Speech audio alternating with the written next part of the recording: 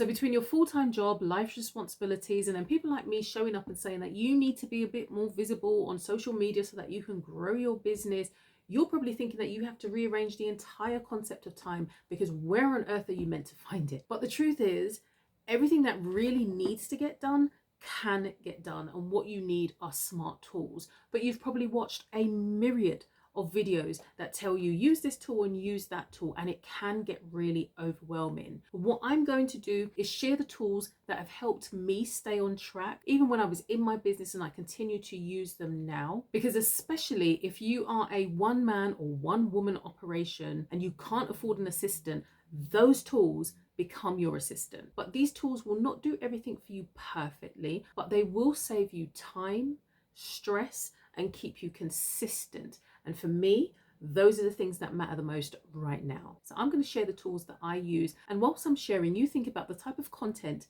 that you're sharing and where and how these tools can help you. And I'm going to start with the tool that I love the absolute most. And then I'm going to end with a tool that I've literally just started using quite recently, but has been an absolute game changer in my business. So stick around and let's go through the list. So the first one that I absolutely love is Canva.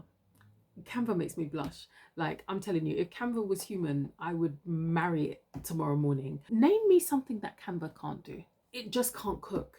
I mean, but it can prepare the recipe and show you how it's going to look. Canva can do everything, from CVs to reports to videos to pictures to carousels. Tell me something that Canva can't do. In every part of your business, in every part of your job, Canva has you covered. Like, seriously, if Canva, if you want to sponsor, listen, I absolutely love Canva. Without a designer, you can have professional looking content, from reports to books to posts. It's absolutely brilliant. And Canva has a free version or a pro version. I quickly got the pro version, but the free version is really good too. But when you can see certain features and you think, just for one click, I think it's about, is it £100 or $100 for the year? And it is absolutely worth it. Canva is literally the genie that you rub and gives you infinite wishes, not just 3. I mean, it is literally the gift that just keeps giving, from creating QR codes to background removers to, you name it, to filters, to every. Canva is absolutely brilliant for every platform, for every form of content. So there is really nothing negative I can say about Canva. It gets a 10 out of 10. Yeah, I don't usually give 10 out of 10s, but Canva gets a 10 out of 10 in my book. There's really nothing I can think of to say that this is a problem that you find with Canva. There's also the Canva app, which is so responsive on your phone. You can be working on it 1 second online and then on your phone 2 seconds later, and it's just seamless. So that's creating the content. Let's move into editing. So for long form videos such as this YouTube video that you're watching right now, I use Davinci Resolve, and I use the free version. There is a paid version, but the free version is absolutely brilliant. I don't even think that I use an eighth of what Davinci Resolve can do. It's absolutely brilliant. And if I really sat down to figure out all the things that I can do, I'm pretty sure that my videos can be a lot more polished than they are. But I record on my phone, I put it into Davinci, and it does everything, and it's ready for upload into YouTube. I did have one hitch earlier this year when there was an upgrade, and oh my god, I thought I lost all my videos and the one that I was working on, and I was starting to panic. Yeah, it was stressful. I don't know what happened there. I had to go on the forums, but I was able to get it back on. That was the only time when I was just like, oh my gosh, I could lose everything.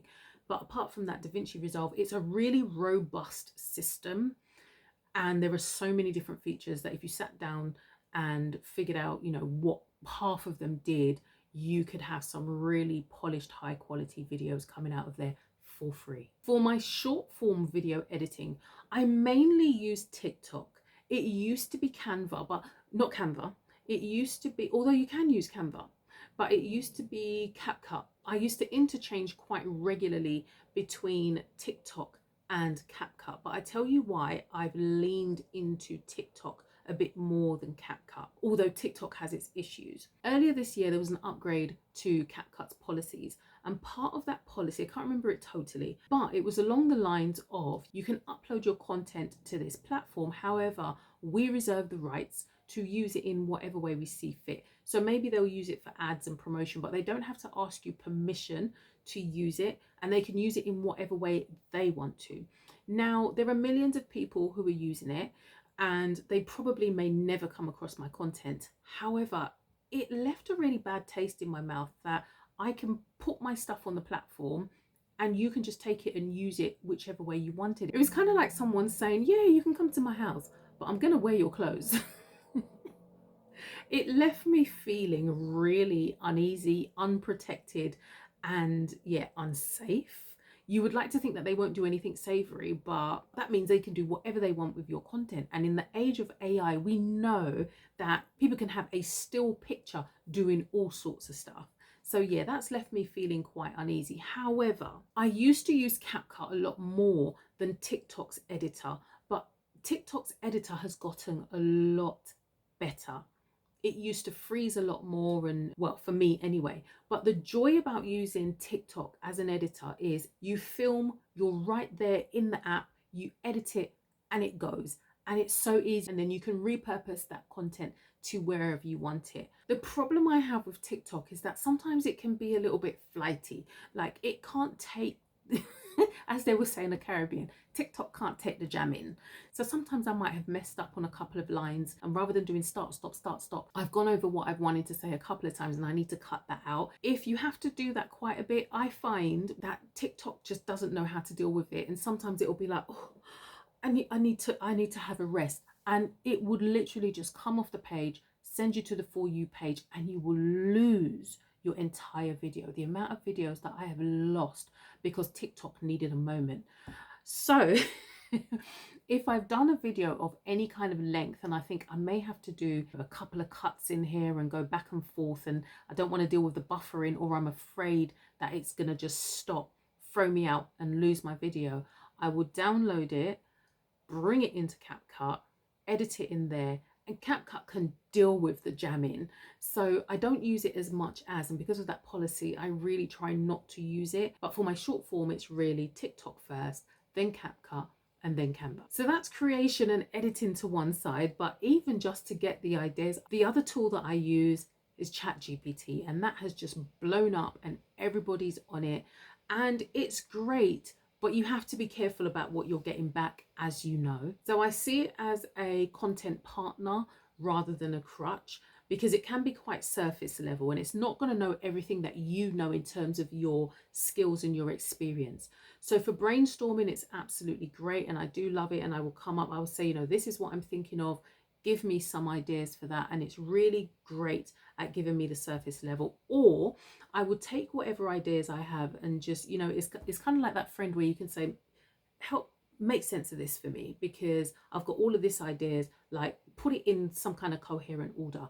And I love it for that. So if you use ChatGPT already, keep using it. It's a valuable tool. It will give you the skeleton, and then you go in there and add your value, add your skills, add your knowledge and experience, and it makes the creation of your content so much easier. However, if you're suffering from ChatGPT overwhelm, you're putting in your ideas, it's giving you more ideas and it's leaving you more confused, I've created a LinkedIn post with confidence guide. It's aimed towards LinkedIn for those people who are on LinkedIn but not too clear about how to post. But you can use it on other platforms, because it not only gives you tips on how to stay safe whilst working and posting, so that will cut through a lot of the noise and give you actual topics that you can start posting on today. So now you've created all of your content, one of the spaces that people get hung up on is how to post it.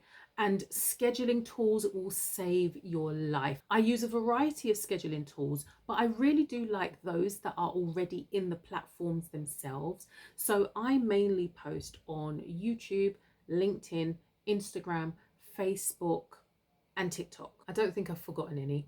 But when it comes to Instagram and Facebook, I use Business Suite. I create the content and it posts on those two platforms for me. Then I'll usually go over to LinkedIn, and LinkedIn has its own scheduling system, and I would do the same thing there. Because I use TikTok to edit a lot of stuff. Many times I'll just post the video directly into TikTok, so I don't usually schedule there. The downloaded video, then I will schedule that in other areas, either using the embedded scheduling system for that particular platform, or I'll use Planoly. Planoly also has a free or paid plan, and you'll see whether or not it's worth your time. It's quite a good system. It has the calendar format, and there are quite good features that come with it. I don't use it as much as I used to, but it's really good for cross-posting and keeping a track of where everything is. I should say one thing though about Business Suite. So this is for posting on Facebook and Instagram. We know that Instagram has changed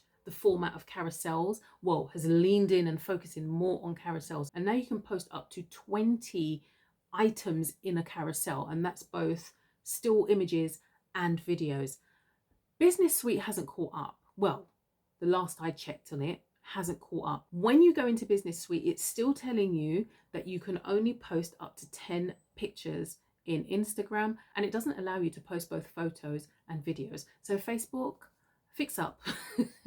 You need to sort that one out. You need to catch up. So the good thing about those scheduling apps though, whether you use the one that's on platform or whether you go for a scheduling system like Planoly, is that you can be guarding your time at work and doing the people's work while social media is posting your content at the times you know that your audience needs it. And all that takes is a half hour or an hour whenever you put that time aside to schedule out your post, and you're done. And you can do that for weeks at a time ahead. That saves you so much time, so much stress, without you manually there trying to, oh, I should post that then, or should I post it at that time? You sit down, take some time and just schedule out your post for weeks ahead at a time. So you've got all of your ideas and you're trying to make sense of it and keep them in one place. How do you do that? I use a combination of two tools, and I kind of feel that I can use one, but I haven't sat down and really sorted that out yet. But currently I use a combination of Google Spreadsheets and Asana.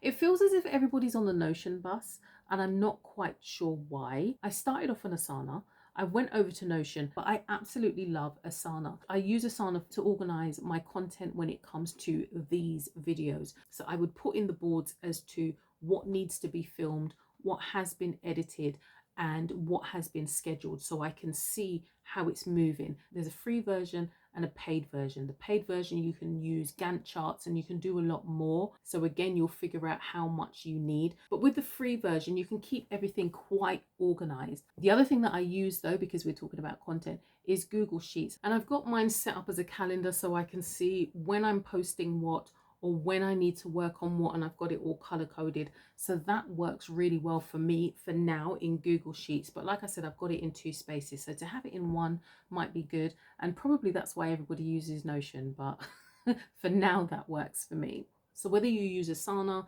Notion, or Google Sheets or anything like that, you do need some place or a system to store your ideas so that they're not all over the place. That's your project manager that will keep you on track. So the last tool that I've only recently started using, but it is amazing, is Opus Clip. Repurposing videos will save your life when it comes to content creation, because if you think of everything that's out there, you have to get your voice heard, but it can be really draining and time consuming after you've already made a video to now have to sit down and go through that video and think, okay, how am I going to chop this up? And I used to do it with Capcut, I used to do it in Davinci Resolve, I used to do it in Canva, all on my phone.